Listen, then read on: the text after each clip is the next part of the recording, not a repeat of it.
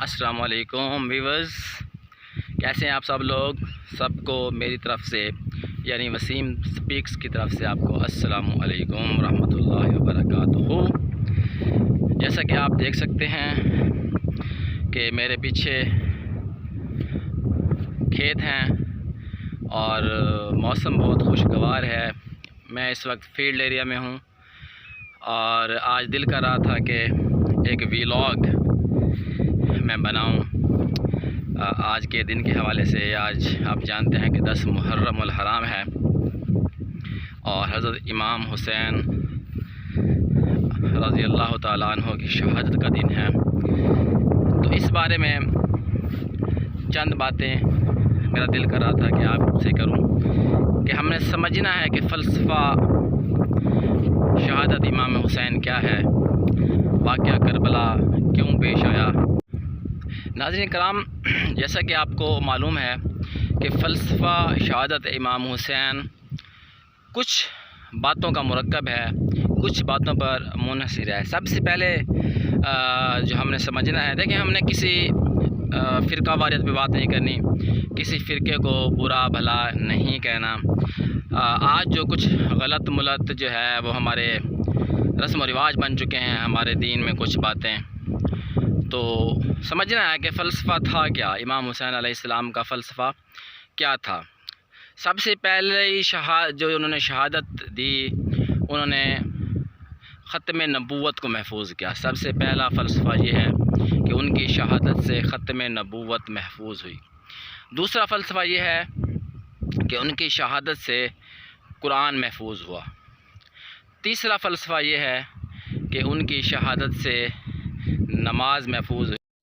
ناظرین کرام، ان کی شہادت کی بدولت آج دین ہمارے تک پہنچا ہے۔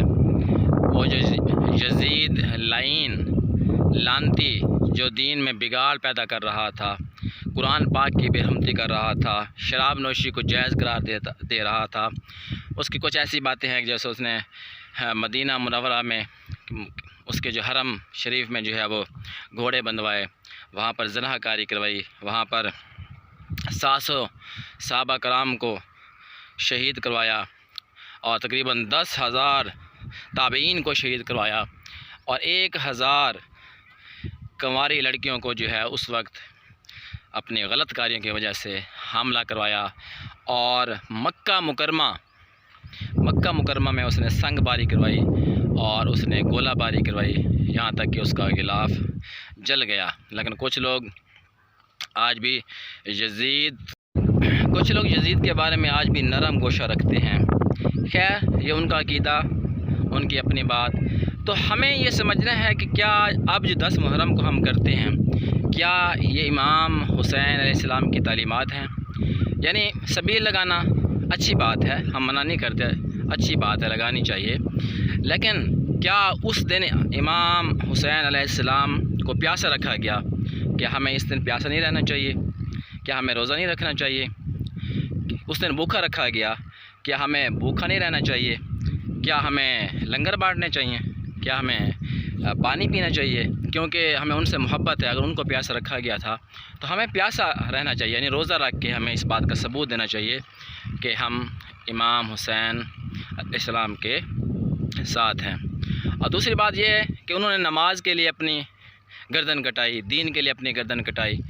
آج ناظرین کرام، آج ہماری مسجدیں ویران ہوتی ہیں، قرآن ہم پڑھتے نہیں ہیں، صرف رسم کے لیے شادی یا فوتگی پر اسے استعمال کرتے ہیں، اور مسجد میں صرف چند لوگ ہوتے ہیں، اور سال بعد 10 محرم کو دیکھ لیں تو قبرستان بھرے ہوتے ہیں اور جلسے جلوس میں بہت سے لوگ شامل ہوتے ہیں۔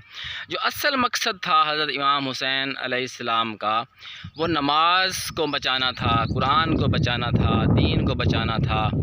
تو ہمیں ان کے نقش قدم پر چلتے ہوئے نماز ادا کرنی چاہیے، قرآن پڑھنا چاہیے، روزے رکھنے چاہیے، زیادہ سے زیادہ درود شریف پڑھنا چاہیے، نہ کہ اپنے اوپر برچھیاں مارنا، نہ کہ جو ہے وہ آگ جلا کے اس میں کود جانا۔